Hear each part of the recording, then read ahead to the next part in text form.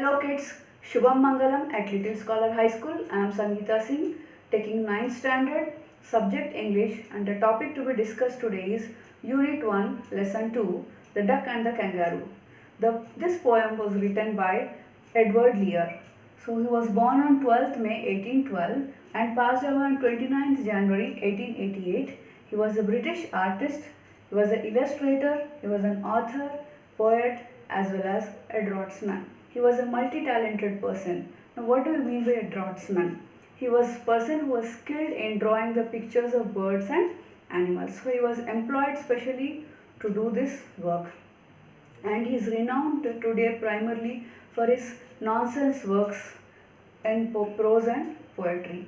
And in his childhood he suffered from ill health, and after a long decline in his health he died of the disease.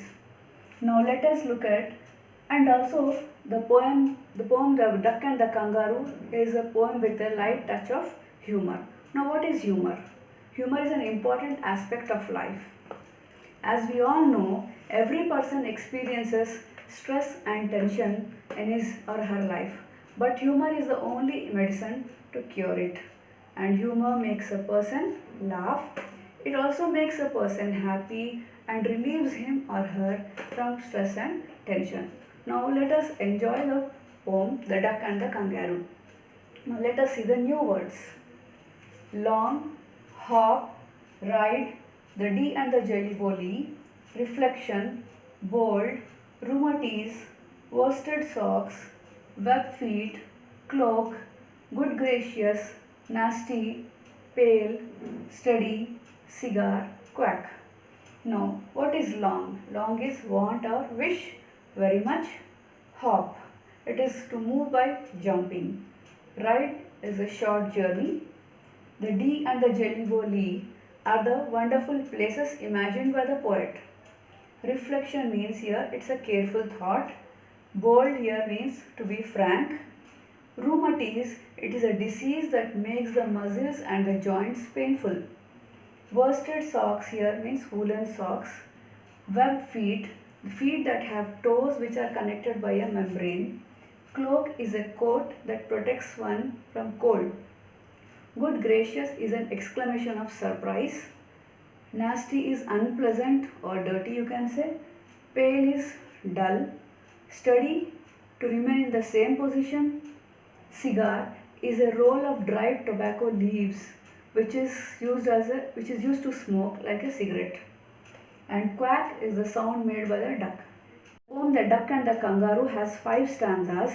Or now what is a stanza? Stanza is a unit of poetry which is composed of lines that are related to a similar topic or thought. And it is similar to a paragraph in a prose or a poetry. Just like we have paragraph is a group of sentences, and here stanza is a group of lines in a poem. Now every stanza has its own concept and serves a unique purpose. Now let us see the first stanza. Said the duck to the kangaroo, good gracious how you hop, over the fields and the water too, as if you never would stop.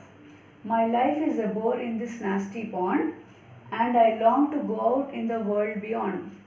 I wish I could hop like you, said the duck to the kangaroo. The duck and the kangaroo are good friends, they love each other. Now in the first stanza, we see that the duck wondered about the kangaroo's ability to hop and jump over the fields as well as the water too. And the duck is very bored of its life in the dirty pond, and she wishes to come out of the pond and hop like the kangaroo. Now let us see the second stanza. Says, please give me a ride on your back, said the duck to the kangaroo. I would sit quite still and say nothing but quack the whole of the long day through, and we would go to the D and the jelly bolly, over the land and over the sea. Please take me a ride, oh do, said the duck to the kangaroo. So now what happens in the second stanza? Here the duck requested the kangaroo to give her a ride on his back, and she also promised that she would sit quite still and say nothing but quack quack. And the duck expressed her wish that she wanted to go to the wonderful places like D and the jelly bolly. Let us look at the third stanza of the poem. Said the kangaroo to the duck. This requires some little reflection. Perhaps on the whole it might bring me luck.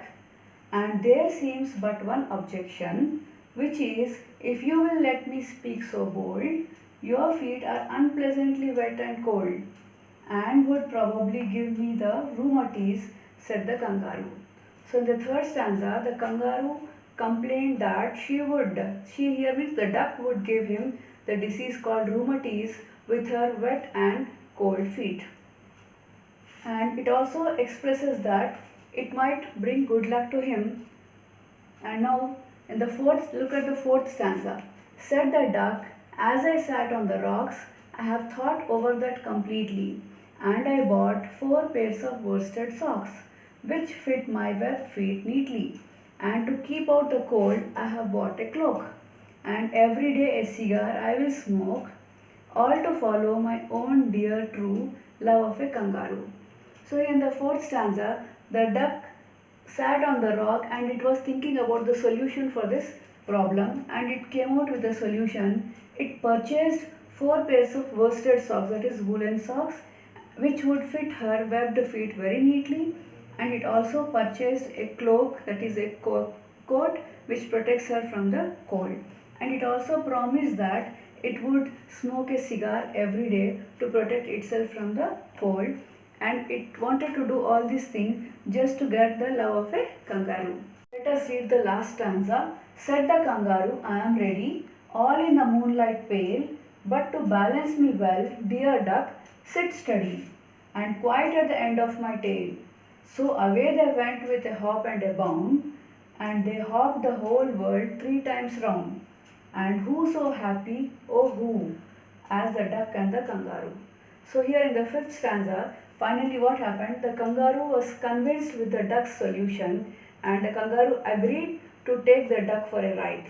And the kangaroo told the duck to sit steady, that is without any movement at the end of its tail. And the both of them hopped the whole world 3 times round, and they looked very happily. They were very happy at the end of the poem. Let us see what is the underlying message in this poem and what does it convey to us. So we have seen that the duck was tired and bored of its unpleasant life in the nasty pond. So it requested the kangaroo to take it on his back for a ride.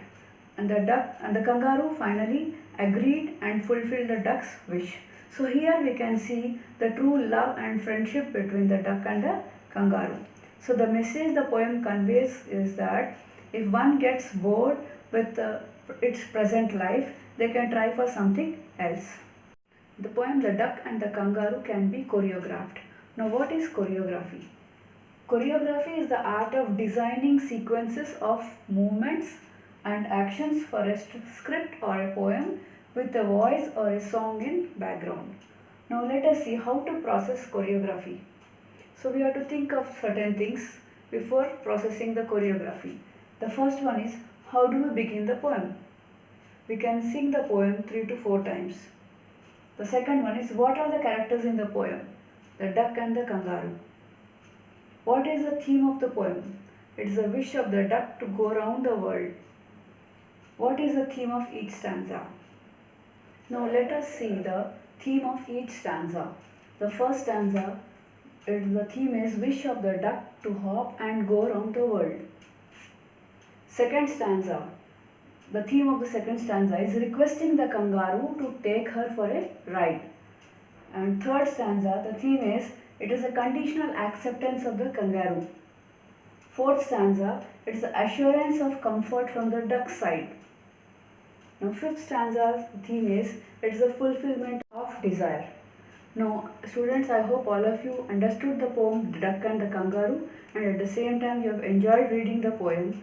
Now I want all of you to note down today's Sakshi classwork, explained Unit 1, Lesson 2, and homework, read the poem and write the new words in the classwork.